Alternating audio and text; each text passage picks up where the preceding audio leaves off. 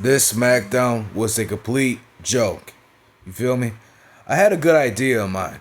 We could at least had a six-man tag team match. We could have had at least John Cena, Jelly Roll, and Drew McIntyre against Randy Orton or whatever the fuck. We could at least have a six-man tag team match. You feel what I'm saying? John Cena, Bloodline against Roman Reigns, Randy Orton, Jey Uso. You feel what I'm saying?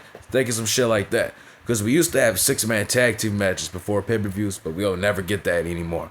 Nobody wrestles anymore. We just have jobbers wrestle and fucking wrestlers who can't control the main card scene. And really, they suck ass even though they kick off the show, even though they belong there. Let's be honest, you feel me? So I'm going to break down this episode of SmackDown tonight. John Cena comes out, and then Cody Rhodes comes out. It's John Cena tries to do a promo. He says, "I told you Summerslam would be difficult. You assaulted me. It forced me into a street fight. I thank you for that, because for 25 years, I dedicated my reputation of hustle, loyalty, and respect. You feel me?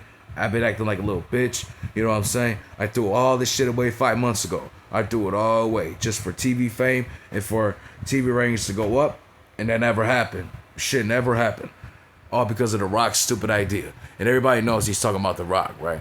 You know what I'm saying? This is a good point. You know what I'm saying? I'm glad Cena's doing this, right? Because we know the real John Cena. And that John Cena, since Elimination Chamber, you don't know what the fuck he is. He's just an old, sad, depressed man. And he's really coming off like that. And I'm glad he's coming off the way he is. Because it's best for John Cena to turn babyface. So, yay, finally. You know what I'm saying? But why didn't they do this, like, after WrestleMania? Or, you know what I'm saying? I don't know. Finally, we get to here. At least we don't have to wait till this summer. You feel what I'm saying? So there's nothing I can say. I can't complain here. This is a good point. You know what I'm saying? He says, I want to know, everybody to know, I want to leave the title on my retirement tour. So he wants to bring the title home. He wants to retire with the championship because he wants everybody to remember him and never forget him, right? Which I understand. But, he said he doesn't want to do that because he's going to ruin wrestling. You know what I'm saying? He's going to ruin for the new generations coming up. And I understand that. You know what I'm saying? And that's why I respect John Cena, because he's a loyalty-ass nigga, hustle. He's a humble nigga. He understands his place. You feel me? Cody Rhodes brings in two bears. He basically just says, welcome back, John Cena. And this is why Cody Rhodes sucks ass. He can't fucking say anything. He can't at least say, John Cena, I know the real you. I forgive you. Things happen. But this Sunday, I am going to beat your ass. That's just how the game goes. You did what you did to me, Elimination Chamber. I gave back to you last week on Smackdown, and I'm gonna do the same at SummerSlam. So that's what I would have did for Cody Rhodes. So I don't know why we didn't get that shit, but they celebrate like nothing has fucking happened. You know what I'm saying? Anyways, we go up to Logan Paul and Drew McIntyre. They attack Jelly Roll at the Performance Center, right? Logan Paul's like, hey man, you want to come up in WWE, do all this extra shit? Jelly Roll's like, come in the ring, nigga. You want to come in the ring? Come in the ring. Jelly Roll beats him up, and Drew McIntyre comes in and kicks him in the mouth. Logan Paul's like, come here, you stupid ass. You think you can come in WWE and run my shit? No, you can't. You know what I'm saying? Up next, we have Julia versus Zelina Vega. This is a squashable match. Like, basically, Julia just squashed Zelina Vega. You know what I'm saying? Zelina Vega can't even hit one finisher. Zelina Vega was just fighting through. This is just a whack match. Waste of time. Julia retains the title. She has to compete and defend that title in 4 weeks. So hopefully Julia can have a match at Clash in Paris. And she can have another match in 2 weeks and defend that title. Because this is getting unacceptable at this point. And that title should be not here in WWE. Get rid of this fucking US title. Get rid of that shit, please. That title's not doing anything. It's not taking us anywhere. It's not making us interesting. Nobody's defending these titles in weeks. Are you fucking kidding me? How out of here. Jay Cargill and Tiffany Stratton, they cut a promo backstage and it's really boring as fuck. You know what I'm saying? Jay Cargill says, I'm going to finish what I started by pointing at the title.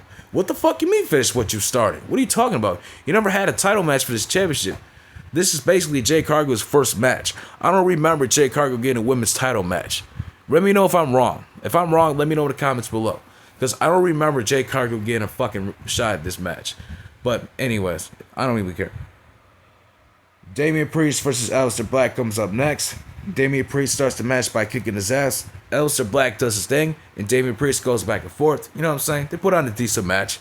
Aleister Black hits him with chairs, right, into disqualification. So Damian Priest wins the match disqualification, or ends at a no contest, right? Aleister Black hits him with chairs and just beating his ass. See, I have a question for Triple H. Why the fuck can't you put these two matches on SummerSlam? You could easily put Julia versus Selena Vega on night 1, Damian Priest versus Aleister Black on night 2. This is the fuck what I'm saying. And you want to put this big ass tag team match, a bunch of jobbers at SummerSlam. You could easily make the Street Profits versus the Wyatt Six. That's easily what I would have did. But we got to deal with this dumbass shit, right? We got to deal with what? So basically, this is what, 12 matches total. And we would have 14 matches total, right? You know what I'm saying? We could easily make a 14 match pay-per-view for 3 hours, nigga. Get the fuck out of my face. This is ridiculous. You know what I'm saying? Up next, we have Talatonga. These stupid names really piss me off. Versus Jimmy Uso, right? Talatonga starts squashing him, right? And Jimmy Uso fights back in. They do their thing, right? They do a bunch of back and forth. I didn't like this match because basically this was just a squash match. I'm glad Jimmy Uso ain't competing on SummerSlam, because if you're gonna have him lose these matches to the fucking Bloodline, have him squashed and getting squashed in matches moving forward, I hope he doesn't. Then why should you might as well release him at this point, because I don't know what you're gonna do with Jimmy Uso. He's 40 years old, for fuck's sake. He should at least begin a U.S. title push. But Jacob Fatu is champion, so hopefully he loses the title soon, and Jimmy Uso could get his fucking title and opportunity. Or he could go to Raw and become Intercontinental Champion. I got something. There you go. You know what I'm saying? So the Bloodline comes in after, and they attack Jimmy Uso.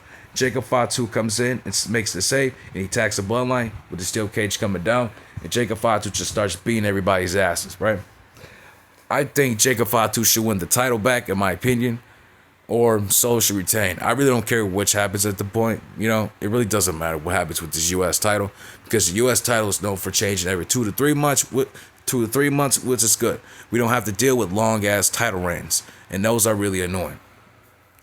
Up next, we have a Charlotte Flair and Alexa Bliss promo backstage. They talk about being different, and Charlotte Flair says, "I respect Alexa for defending me and showing up to work, unlike the other fucking wrestlers, and the wrestlers still don't want to fucking wrestle." You know what I'm saying? Cody Rhodes and John Cena want to fucking wrestle. Are you fucking kidding me? You know what I'm saying? So I gotta respect Charlotte Flair and Alexa Bliss for doing their thing, man. You know what I'm saying? So they said they're gonna win the titles at SummerSlam, and I got a video coming up next about this situation. I was gonna do it, but I'm not gonna do it. It doesn't even matter. They win the titles. If they feud with each other next year, let them do that.